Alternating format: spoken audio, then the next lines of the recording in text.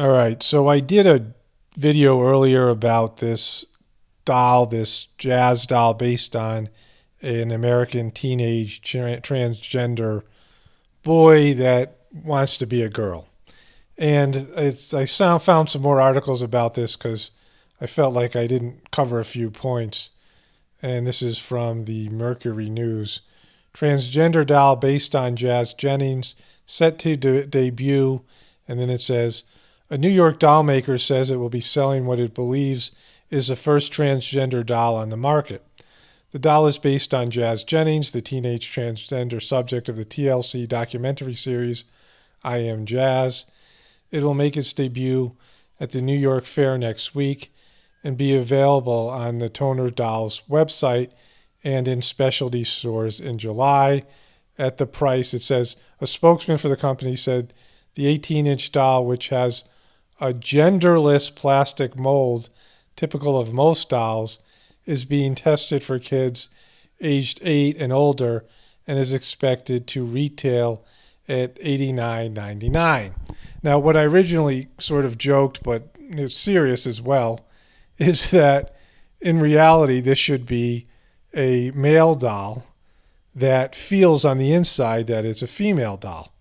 And this kind of brings into perspective the bizarre nature of this whole issue because it's personal to some people. There is a small percentage of people that have this issue. And again, we should feel compassion for this young person and other people because everyone's got problems. Everyone's got psychological issues.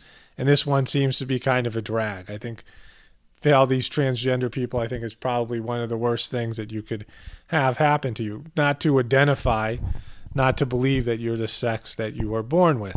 The problem is they're trying to make this about everybody. They're forcing this on everyone. And I just said, and people are asking, is this doll going to be anatomically correct?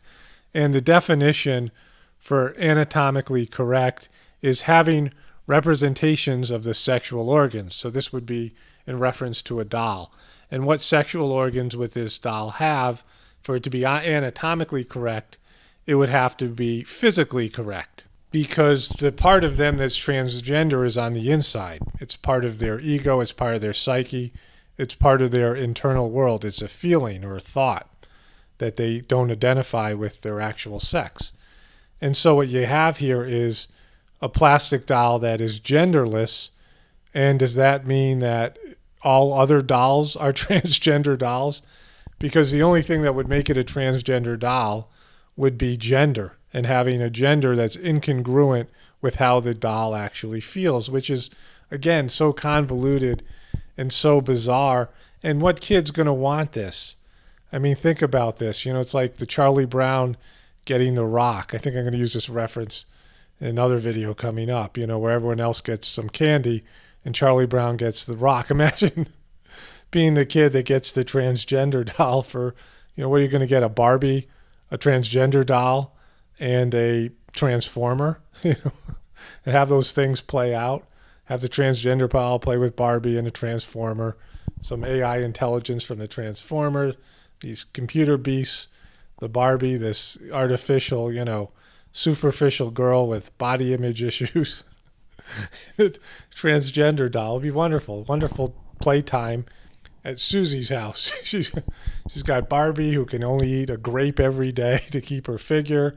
She's got this jazz transgender doll that is one sex but feels the other. And he's got these transformer dolls that want to take over the world for machines, for the transhumanism movement. So it's just become where you can't, it's just getting so ridiculous. It's like, why even report this as news? I wait for the day that every reporter in the news is going to be saying reporting from the apocalypse, because I think I've started a trend.